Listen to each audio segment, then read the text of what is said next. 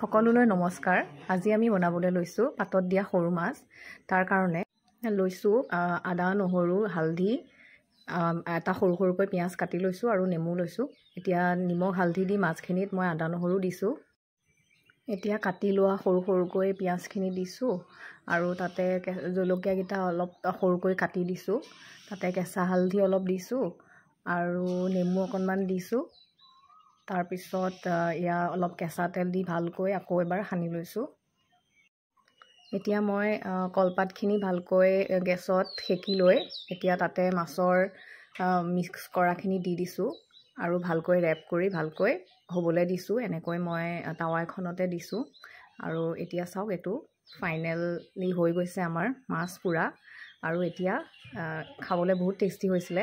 আপোনালোকে এবাৰ বনাই চাব। আমাৰ চেনেলটোৰ নতুন ভিডিঅ' পাবৰ কাৰণে বেল আইকনটো